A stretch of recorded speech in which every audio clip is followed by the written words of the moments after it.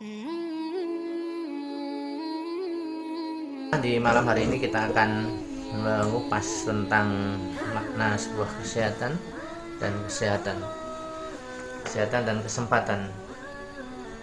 An Ibnu Abbas radhiyallahu anhuma qala Nabi sallallahu alaihi wasallam nikmatani mahbunun fihima katsirun minan nasi asyhadu wal farq.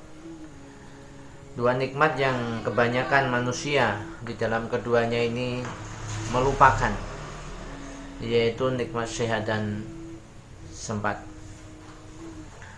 Bapak Ibu jamaah semuanya, akan kita bacakan, kita akan mengamati potret kita. Judulnya mengamati potret kita. Ketika di acara pengajian, para penasihat mubalik mengingatkan, sehat dan sempat itu dua nikmat yang umumnya disia-siakan, atau peringatan tiap diri pasti mati. Nah, yang dinasihati selama ini kita responnya biasa-biasa saja, tidak kelihatan kaget. Masuk telinga kanan, keluar lewat telinga kanan lagi, kayak gak ngaruh. Mungkin karena dengarnya sudah keseringan. Di lain pihak, apa yang didengarkan atau diperhatikan, penasihatnya juga tidak tersinggung, terserah, karena merasa penasihat kan cuma sakdermo menyampaikan.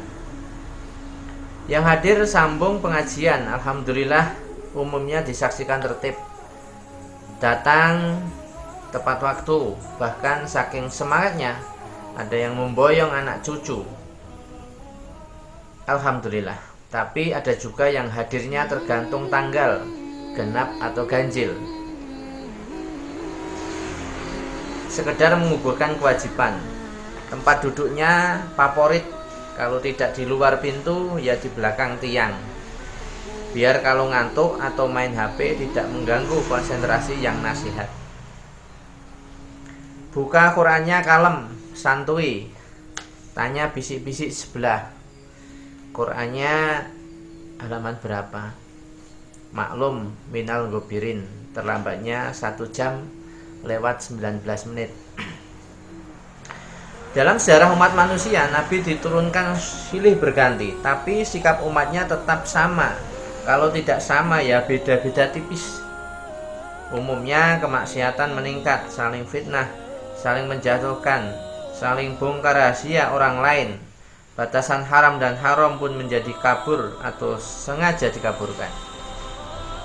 Peringatan demi peringatan Allah zaman dulu tidak diindahkan, sehingga diceritakan dalam Quran. Allah menegur dalam wujudnya yang nyata. Jangan-jangan, mungkin, bisa jadi Allah saat ini mewujudkan teguran secara nyata juga. Sehat diganti sakit, sempat diganti sempit. Nikmat Allah tentang sehat dan sempat memang disepelekan selama ini.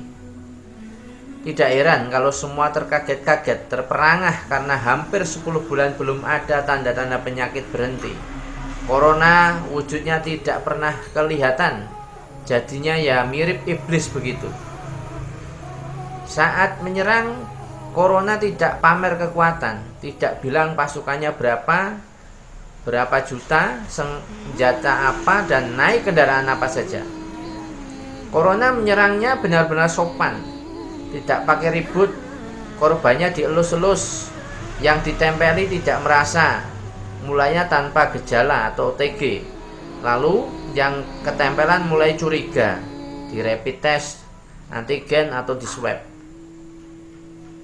Kalau hasilnya positif, bisa dipastikan sekeluarga besar panik, lapor ke Satgas, lapor puskesmas, dan tidak pakai lama petugas COVID datang. Tanpa diundang, sirine ambulan meraung-raung. Yang kena corona diboyong, dievakuasi, diisolasi. Ternyata corona menyerang orang tidak pilih-pilih, orang biasa, orang luar biasa, orang biasa di luar, pejabat, penjahat, darah merah, darah biru, konglomerat, apalagi orang melarat. Corona cuma bilang, emang gue pikirin. Pokoknya sesuai titah Allah saja, tidak kurang, tidak lebih. Umpama isolasi corona tempatnya di istana, di hotel bintang 7, pasien tetap gelisah. Padahal di sana tidak dipukuli. Perawatnya katanya baik-baik, tapi bibirnya merengut atau senyum tidak pernah kelihatan karena tertutup masker. Cantik atau tidak nggak tahu, juga semua auratnya tertutup rapat, pakai masker, face shield, pakaian astronot. Bagi pasien isolasi tidak ada larangan minta buah ke keluarganya. Boleh pilih buah pepaya, pisang, jambu yang dibeli dari pasar minggu. Warna baju juga boleh pilih merah, kuning, kelabu. Tapi walau isolasi digratiskan, pastinya tetap tidak kerasan. Padahal isolasi paling lama umumnya cuma sebulan. Sudah itu bisa pindah kamar. Pindah kemananya tergantung kodar. Kalau kodarnya membaik, pindah ke kamar perawatan di depan. Kalau kodarnya memburuk, ujung-ujungnya ya pindahnya di kamar belakang. Saat orang sakit semakin parah, kritis, suasana mencekam. Kalau di pertandingan bola, ibarat kemelut di depan gawang. Tim corona menggebu-gebu, rebutan menendang bola, pencabut nyawa. Keluarga besar was-was, rebutan menjaga dari balik kaca. Semua hafalan doa dipanjatkan sepenuh hati. Yang hafalannya sedikit itu diulang-ulang sakuatnya agar gawang tidak sampai dijebol oleh corona.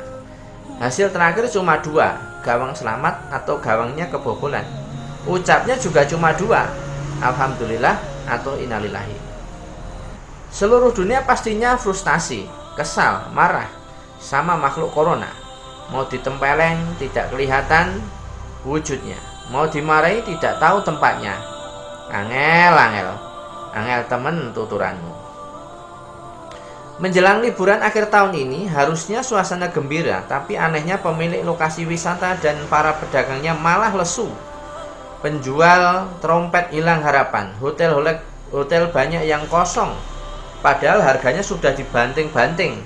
Ratusan wisatawan membatalkan pemesanannya, membatalkan tiket pesawat, tiket kapal, tiket kereta api, tiket bus, karena penumpang dan tamu hotel harus menggantongi surat sakti sudah di rapid test, tes antigen atau di swab sebelum datang. Sebaliknya akhir tahun ini tempat pemakaman malah kebanjiran tamu, penuh tidak bisa menerima lagi. Di Indonesia sudah 8 ribuan penghuni menempati makam corona. Padahal calon yang antri masih puluhan ribu. Di pemakaman corona tidak ada yang jualan minuman, tidak ada satgas PSBB yang selalu memandang penuh curiga. Suasananya tenang dan tertib. Safnya lurus menghadap kiblat. Mereka tetap jaga jarak, apalagi sudah tidak kenaan, cuci tangan dan pakai masker. Semoga saudara kita yang sakit terkena wabah corona, Allah paring kesembuhan yang barokah. Yang sudah dipanggil oleh Allah semua diparingi mati syahid, diparingi surga yang tinggi, keluarganya diparingi sabar dan tabah. Dengan Allah memperlihatkan kebenaran ayatnya, sekarang kita harus sadar dan percaya betul. Sehat itu ternyata benar-benar nikmat. Sehat itu mahal. Buktinya orang berani berkorban apa saja, membayar berapa saja untuk kesembuhan keluarganya. Maka mari tingkatkan doa-doa pengayoman, tingkatkan keyakinan dan kesyukuran. Karena dalam suasana yang heboh ini, kita sudah di dalam hidayah Allah. Alhamdulillah, subhanallah, masya Allah. Bersamaan dengan nikmat sehat, Allah sekaligus memperlihatkan makna nikmat sempat. Karena pelaksanaan ibadah umroh dan haji ikut terdampak. Saat ini ibadah ke tanah suci Mekah cenderung sulit. Biaya bertambah, umur dibatasi, berbagai persyaratan bertumpuk. Setelah itu di Mekah masih kena isolasi. Akhir tahun ini, sekitar 2 minggu yang lalu, jamaah Indonesia sudah pakai ihram di bandara. Tinggal berangkat naik pesawat, mendadak dibatalkan karena penerbangan internasional ditutup. Tidak ada pesawat yang boleh terbang ke Jeddah, Arab Saudi.